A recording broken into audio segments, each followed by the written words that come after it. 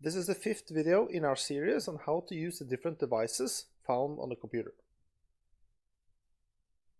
In this video, we are going to talk about connecting a CPU and memory to an audio device. In the first video, we talked about using a CPU and memory. In the second video, we talked about connecting that to a disk. Then we connected it to a screen. Then in the fourth video to a clock device. And in this video, we're going to connect it to an audio device. What is an audio device? So an audio device plays audio. It converts audio data to movements of a speaker. On the right side here we see an image of an audio device that you might find in an older computer. This audio device would convert a stream of audio data into movements of a loudspeaker, as we see on the right side of the screen here.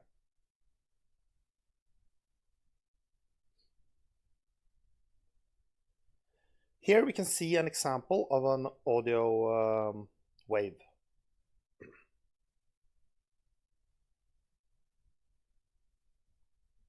The stream of data is stored as what is called samples. So each of these arrows represent a sample that we have taken of the audio wave we want to store in our computer. Now these three samples here store the values 0.8, 0.7 and minus 0.9. So the maximum height of the wave is 1 and the minimum height of the wave is minus 1.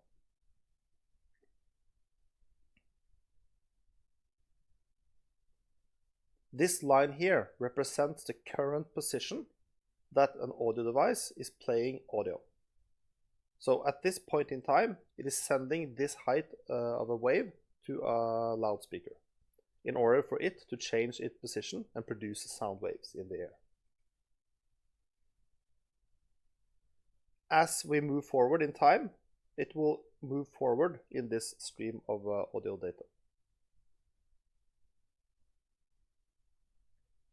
Now, what are the three essential instructions or commands to work with an audio device?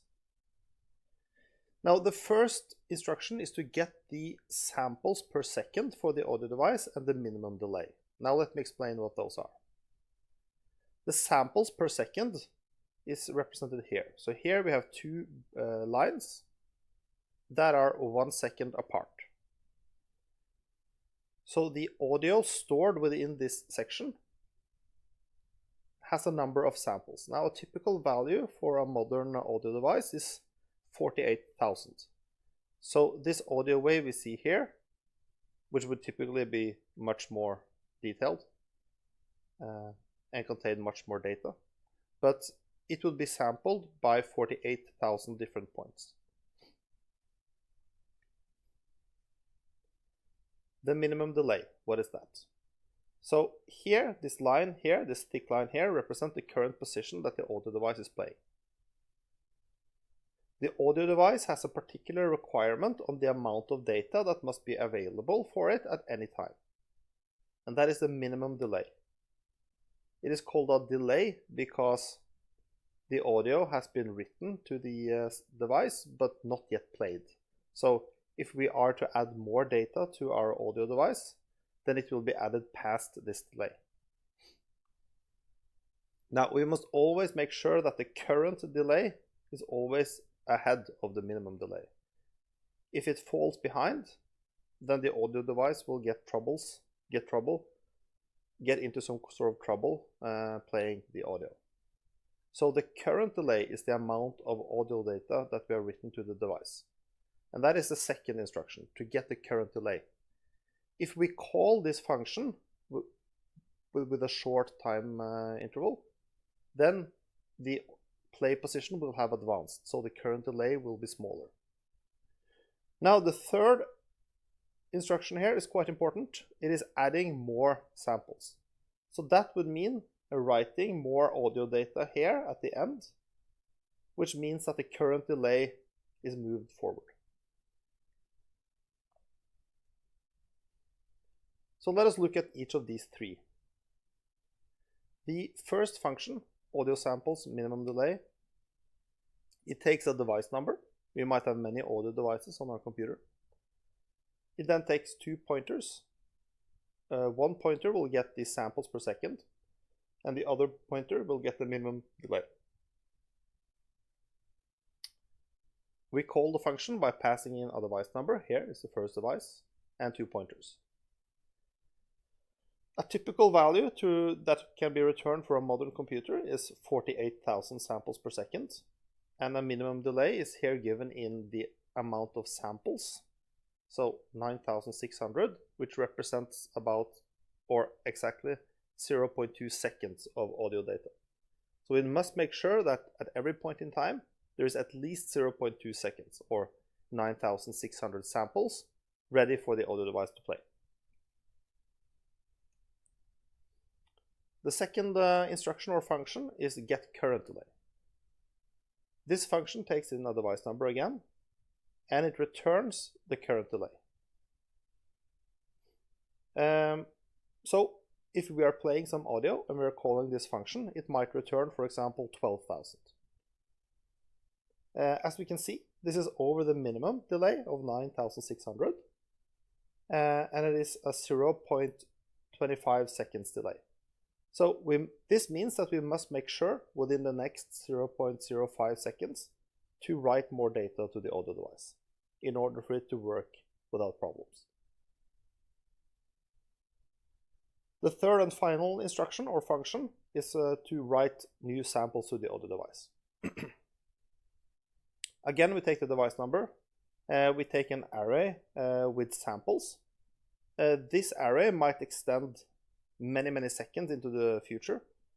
We send the length of this array of samples, and then we pass in a pointer that will get the samples that were actually written to the audio device. So here we call our function with device number 1 again, samples, the length of the samples, and the samples written, pointer. So a typical return here will be 9,600, which means that 9,600 of the samples were written to the audio device. So even though this array here might contain millions of samples, only 9,600 samples were written, and we have to take that into account the next time we write more samples in order for our audio to sound good, or to sound as it is meant to sound.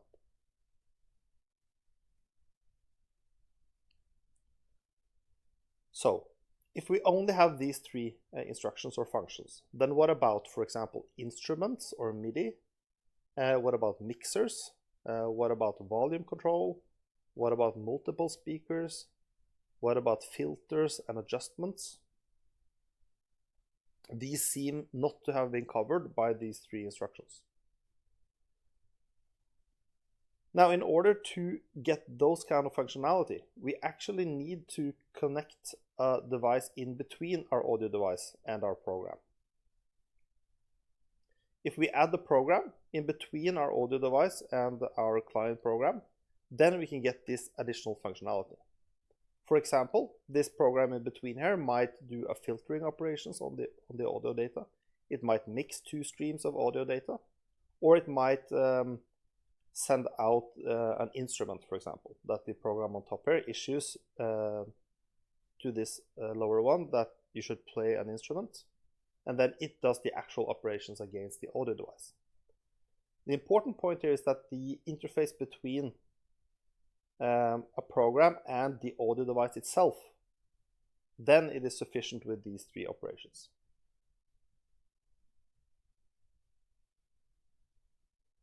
So, in order to use these three functions, we need a driver.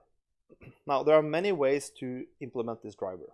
One way would be using the Windows Audio Sessions API. We could, of course, write to an actual audio device, which I have not listed here. We can use the ALSA library for Linux, the Advanced Linux Sound Architecture, or we can use the DirectX Audio.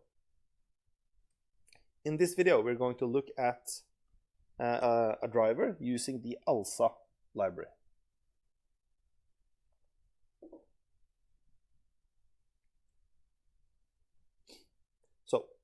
The first thing we need to do to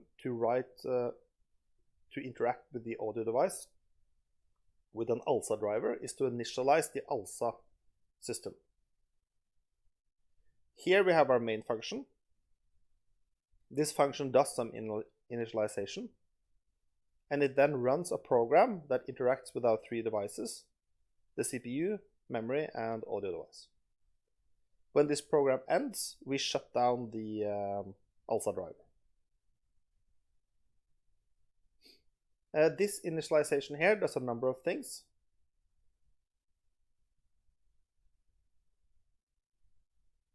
For example, it sets the driver to a non-blocking state, which means that when we write samples, it will return immediately, filling up the buffer as far as it can. We also give the samples per second parameter here, so we could run with the smaller values for our samples per second than 48,000, for example. And it also gives the encoding of the actual audio samples that are sent to our audio device. It also gives the size of the delay buffer. But the important point here is that as soon as we get into our program, then we only have to work with our simple interface with three functions.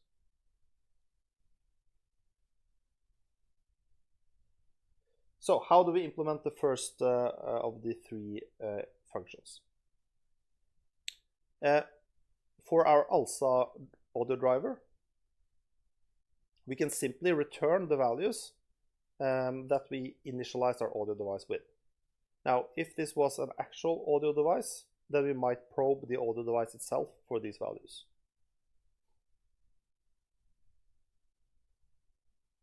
To get the current delay, we can call the ALSA function to get the delay and return it to the client.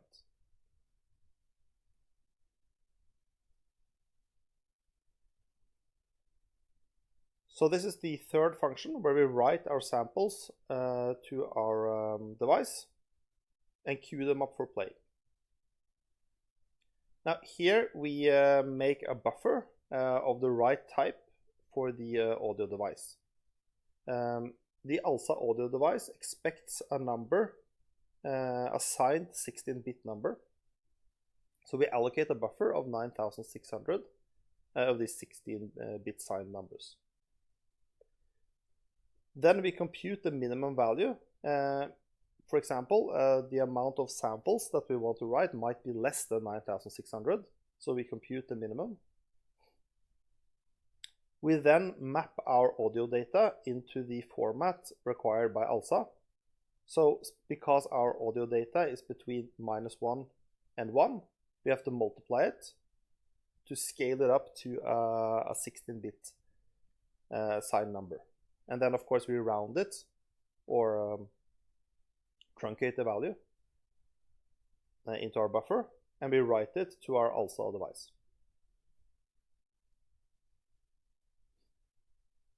Now, finally, we can look at a program that uses these three functions to interact with an audio device. Now, recall that we earlier initialized a program in a main function, and then when we were done, we started our program itself. Now, the first thing this program does is to get some audio data. This audio data might be gotten from a file, for example. Of course, if we get the audio data from a file, we have to interact with a disk, and that was covered in a different video. The first thing we do is to ask the audio device for the minimum delay and the amount of samples per second. We then go into a loop. The first thing we do is to ask for the current delay. Now, the first time we ask for that, we're going to get 0, which means that the audio device has nothing to play yet. Then we ask if the current delay is less than 1.5 of the minimum delay. So if the minimum delay is 0.5 seconds, Then we check if the delay is less than 0.3 seconds. Then we write data to our audio device.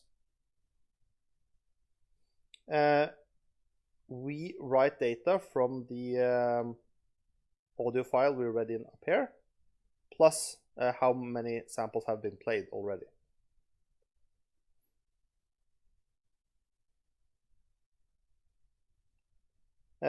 We also pass a pointer in here to get the actual samples written.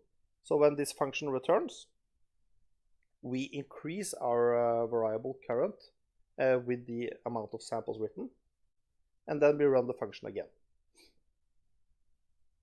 So the first 2 times through this loop, we fill up the buffer sufficiently for our audio device to begin playing.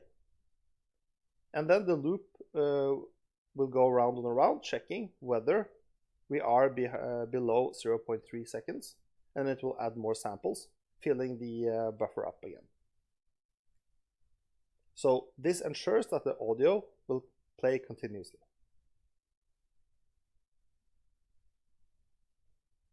So this function showed you how to interact with the audio device using nothing but CPU and memory. This function, this program here, will actually work for any CPU, memory, and audio device when we have the appropriate audio driver to implement these 3 functions here: the audio samples and minimum delay, the current delay, and WriteSamples. This is a simple yet powerful interface to work with audio devices that allows us to build further abstractions such as mixers, MIDI, and other filters and stuff like that.